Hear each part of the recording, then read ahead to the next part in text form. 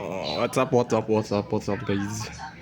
So, we're doing activity number 3. Kung hindi ka naman tiga-brain at wala ka ng mga card na subject, siguro hindi to applicable sa'yo, pero sa amin, oo. So, let's start activity number 3. UCS icon muna natin, lods. The snapper.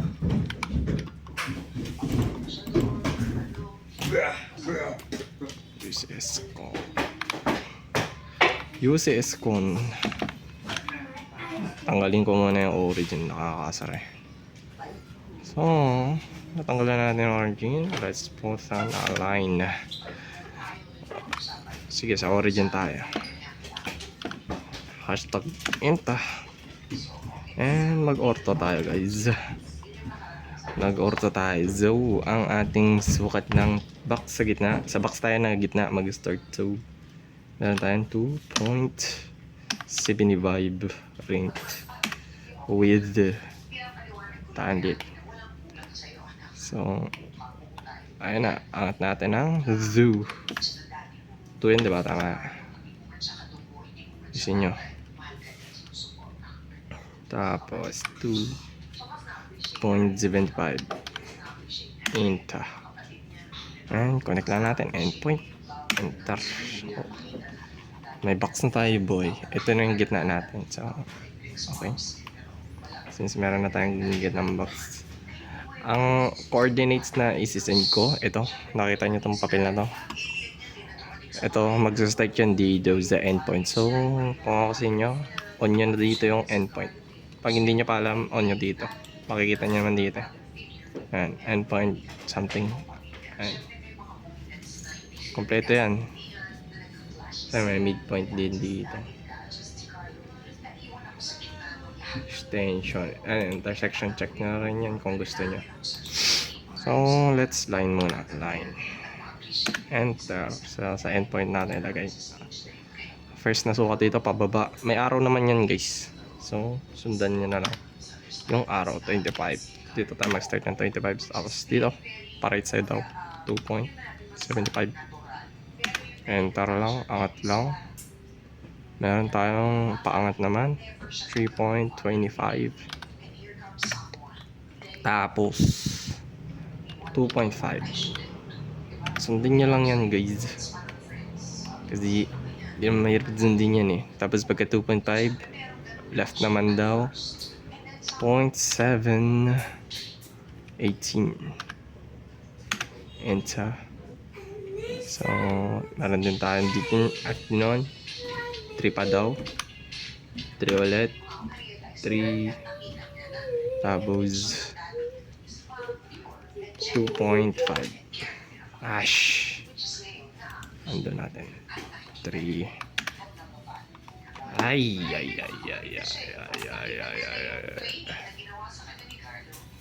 3 tapos 2.25 1 pa, may 1 tapos meron tayong 1.5375. right, tapos na tayo sa pa right side ay pa left side. Meron na tayong pababa naman 1.75. malalaman nyo mamaya yung gamit na itong mga to, hindi kayo mahirapan. Tapos 1.249. Enter. 1.7939. Enter. And isa pang pababa, last na pababa, 0.09571. At may 0 pala, 9 lang pala yun. 0.9571. Enter. Then pa right side ulit tayo na isa, 1.2561. Enter. Tapos dikit mo na lang, dugtong mo dun sa endpoint and enter. So we made this object. Nagawa natin itong object na to. So, dun na yung magagamit na natin dito, yung mga points. So, line ulit tayo. So, dito tayo mag-start ng ano, dun sa point na nilagay natin kanina, napakabila na 1.2561. So, yan. Dapat naka-on yung perpendicular nyo dito. Pag hindi pa naka-on, shift nyo lang tapos right click. Tapos makikita nyo dito, perpendicular. Yan. Tapos yan oh, may lalabas na ganyan. So, perpendicular na yan. Pindot lang natin. Enter. Pare, ito yung guidelines natin. So, mag-line tayo ulit. Kasi meron pa tayo dito. Makikita nyo naman yung endpoint dito eh.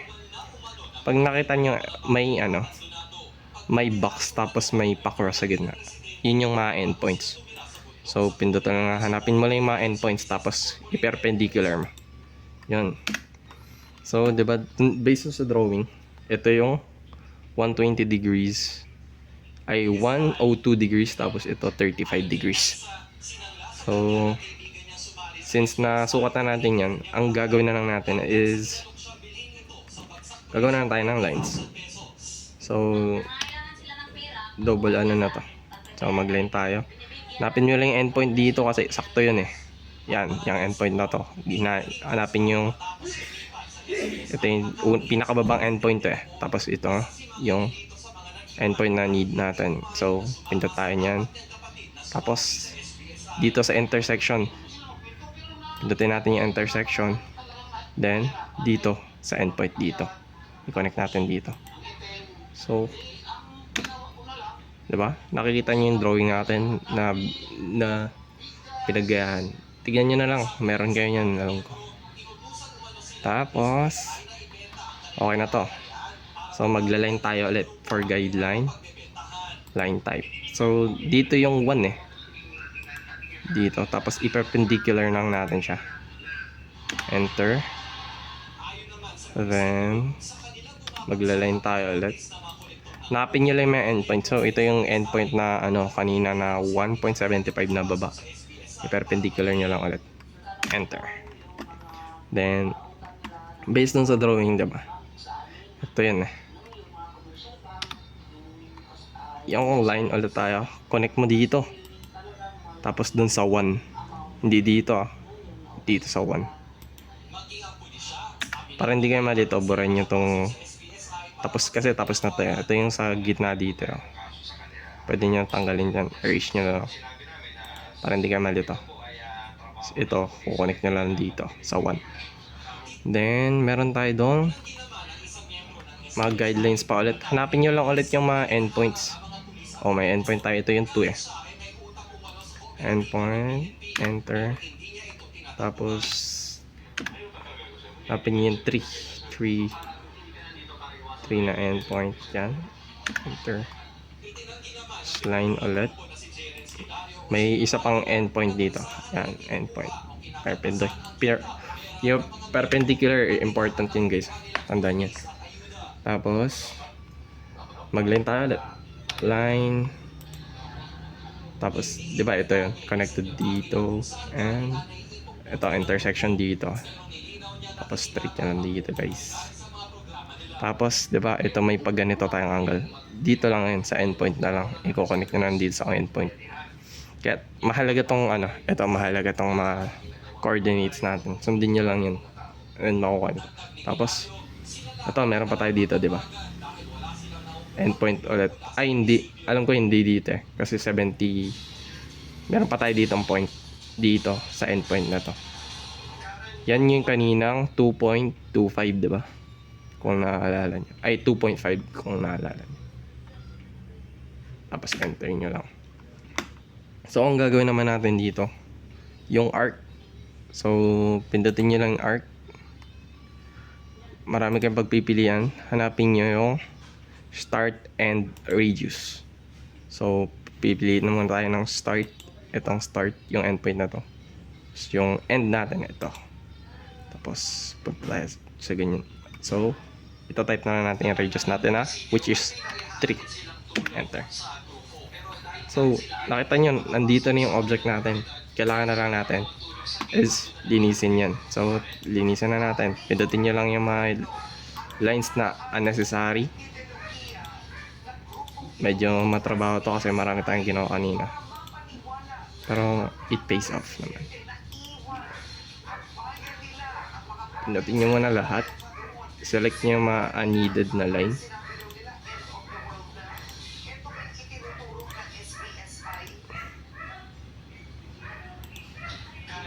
Tapos burahin nyo lang guys. Boom. Konting linis pa. Isa pa. Boom. Ito na yung object natin. Diba? Simple as that. As simple as that. So, ang kailangan na lang natin is yung mga ang tawag dun? Oh, alam niyo yung dimensions. So, magli-linear na lang tayo dito. Linear. Mali. 1 point something So, okay lang. Remove nyo lang. So, magli-linear na lang kayo dyan. 2.25 daw. Tapos linear ulit. Dito naman. Sobra na yan, par. Sobra na yan loads. 3 point something. And we have to linear this out. Intersection. Endpoint. And ay shucks. Undo lang natin. Undo. Linear nyo lang ulit.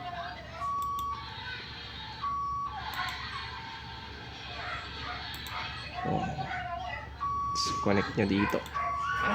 1, diba? Tama. Meron na din, diba? Tapos, linear ulit. Itong height na to. Off nyo na lang kung nagugulan ka. Tanggalin nyo yung mga tanggalin yung midpoints, endpoint kailangan nyo. Intersections. So, linear lang tayo ulit guys. Oops. Medyo mali 1 point something. Ayan. 1.75. Linear ulit. You 2.5. Endpoints. Yung nangyayari sa mundo par. Nasa mo na yung saingan yan, sain tayo, wala pa si nanay mo. Connect nyo lang guys. Tapos dito sa mga pahalang, hindi nyo alam yan. Align lang yan, align lang par. So, pinutin nyo lang tong sides na to. Align lang. Ay, pare. Align. 1.6 sa mga loads. Kakamali lang ako na pindot dito pero tama yan.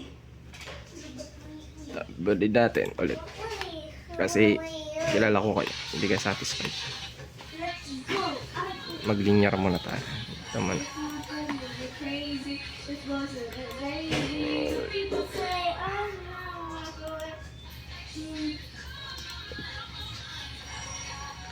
Alam niyo na yun, matatanda na kayo. Oh, sige. Pero, sige, tapusin natin. Isa pa. Align ulit. 1.19 yan. Mara-round up yan, loads.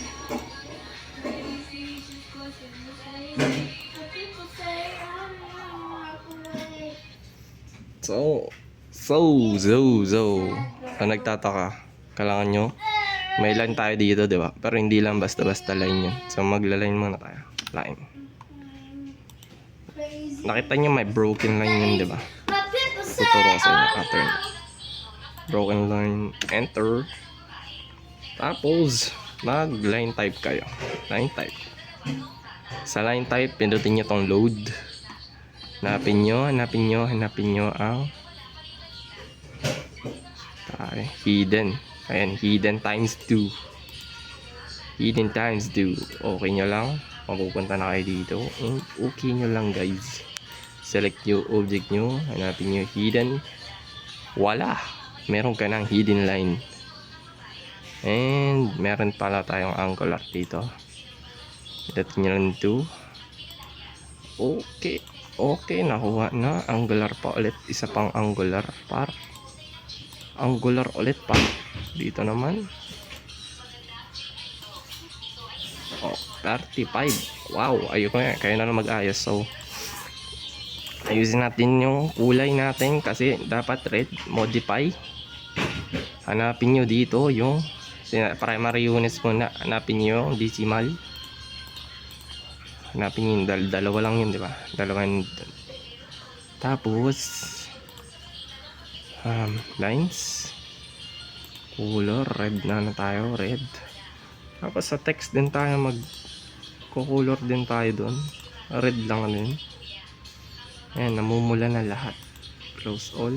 Wow. It's all red. It's bloody red. Tapos, ay meron pa pala tayo dito may leader. Alam ko may leader dito, Lord.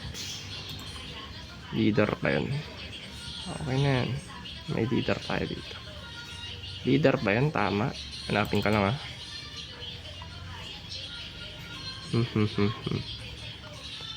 ACM termo activity sorry na ay may screenshot tayo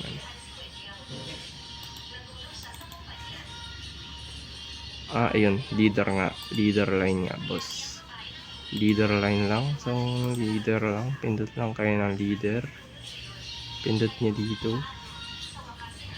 Kailangan natin ng midpoint, so midpoint and zero leader lang, okay na yun. Leader tapos mag leader kayo, kaya nyo yan. Ano yan? R3 right? Ay, sorry, pindutin nyo na lang yan. Hindi may OZ kayo, hindi kayo satisfied, diba? Walang pakialam boss. Yan, tapos ayan, by layer nyo na lang yan loads. Oh, red na, diba? Red na, red na boots. And wow, ang galing mo, natapos mo na yung activity mo. Hindi ka pa satisfied, lagyan mo ng cross dito, pero walang pakalam yan. Wala ka na dyan par. Yun lang, babush. Save mo na par. Pwede na ipasa yan. Okay ba? Sana marami kayo natutunan. Goodbye, Philippines.